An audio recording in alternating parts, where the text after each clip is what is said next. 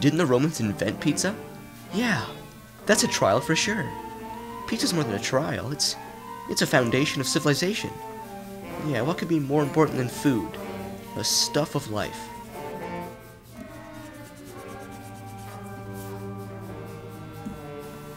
Why can't I have a beer? I'm thinking of pizza, but the Romans didn't have beer. Wait, how did Jack get a beer in here? It's flashing. I hate it when things flash. I can't get them out of my mind. Even if I can't see it, I know it's there. That stupid TV thing blinking at the air. I've got to think of something else. Something not flashing. Shit, but what? What doesn't flash? Sasquatches. Sure, that works. Sasquatches don't flash. Not like that light on the TV thing. Shit, there it is again! Theory number 18. As you can observe on frame 27.46, the blurry walking figure to the left is clearly the Sasquatch. Now, it is a well-known fact that the camera unfocuses and tends to start shaking when the Sasquatch is in view. This could be due to translucent heat particles emitted by the Sasquatch's fur that affect the nanomachines within the camera. It's all speculation. More analysis must be done on this phenomenon. Hello, my name is Kajetan Kai Kwiatkowski. I have sent myself on a 5-day mission to record data on, observe, and capture a live Sasquatch, in hopes of revealing his secret to the world. Day 23, Captain's Log. It's been over 3 weeks since I showered, and almost 2 months since I last brushed my teeth. Yesterday, after staring at the sun for 2 hours to determine wind direction, my skin began to peel. Pretty embarrassing. But, after 357 mosquito bites, 4 moth stings, and 1 unexpected butterfly attack, I've stopped caring about my personal hygiene. The Sasquatch is the only thing that matters now. I must continue my data observation. Now, as we see here, these are the toes of the foot. This is the sole. This is that part in the middle. You can see the spiral on the pinky toe be an inward spiral, means he's an Aries. It's a pretty solid footprint, a pretty solid find, perfect for plastering. Now let's start, shall we? Now watch here as I mix the water with the baking soda. This will create a suspension between two, and I will pour this in here, leave it for about 2-3 hours, let it harden, come back, remove the plaster, and voila. You see, it's not ruined at all.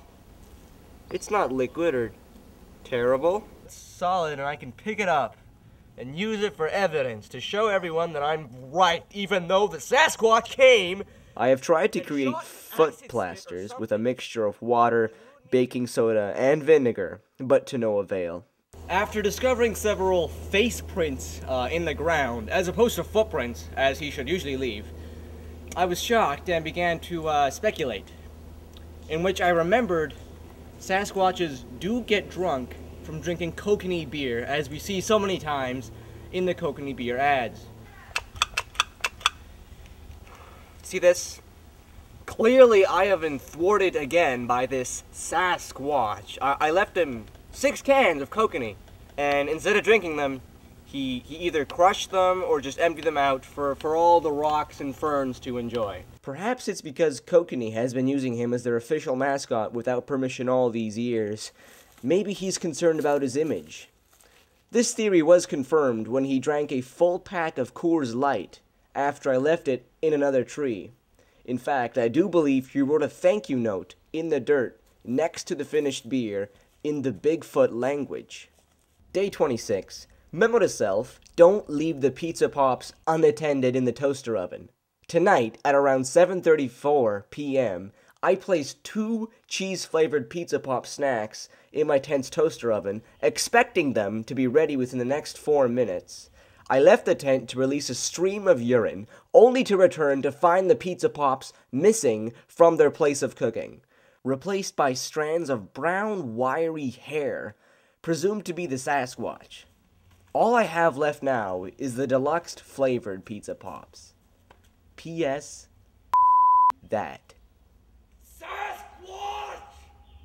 However, I did manage to make good use of the situation, as I used the remaining hairs as a means to study the Sasquatch's genetic makeup. My computer could not determine what species the hair belonged to. It appeared to be a cross between a cancerous gorilla and some kind of super bear. I have several possible theories as to how the Sasquatch was created, and why it exists. Theorem number 1. A half-tranquilized bear mistakenly mated with an ape that was asleep, and resulted in a bear-monkey hybrid monster known as the Sasquatch. A more metaphysical theory is that the Sasquatch is immortal, and God places one on Earth every 10 years, 4 meters west of the equator. And finally, the most likely possibility, the Sasquatch is a strain of human evolution that branched off the line of primates.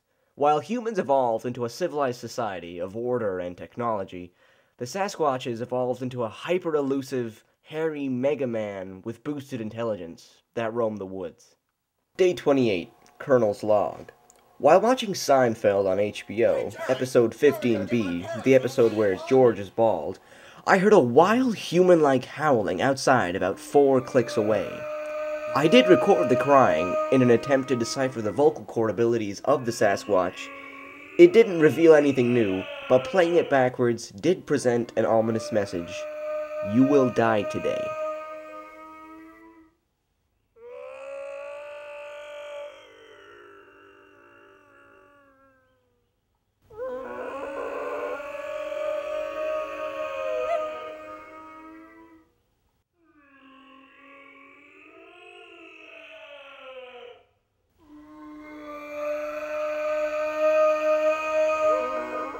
Day 29, Dear Diary.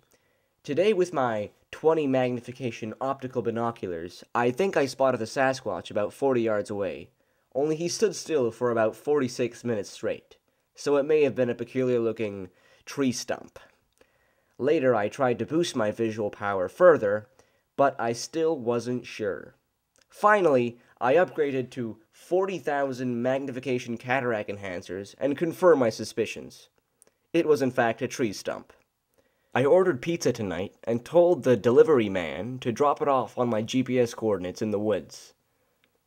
The pizza never arrived. Day 30, onboard computer.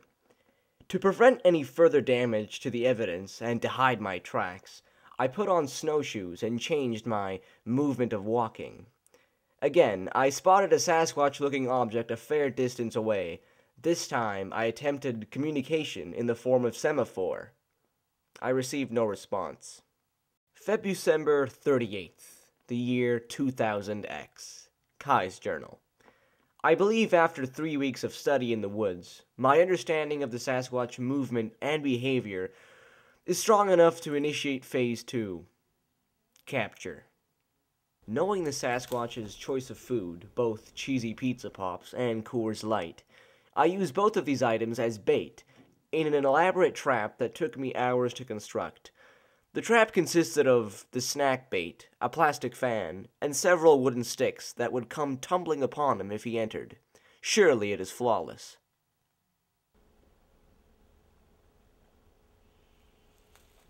The next day I arrived, showered with disappointment. The trap clearly had no effect on the Sasquatch at all.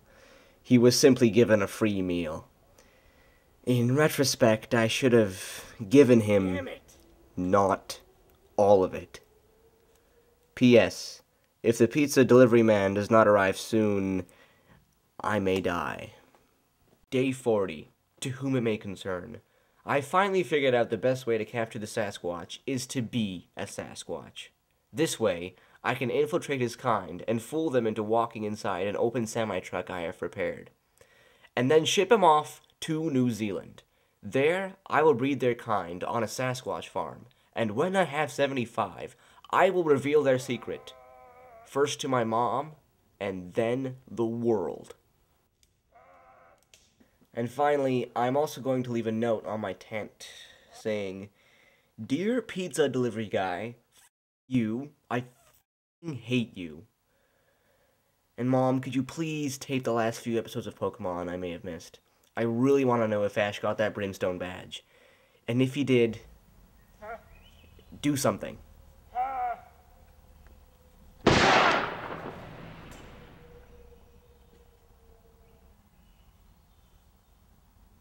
Day 19, Edgar Robinson's journal. I slew the Sasquatch today. We'll have Sue and my daughter Mary cook that up. We'll be eating for weeks, survive the long winter. It was wearing runners, oddly enough. I'll give them to my youngest Joseph.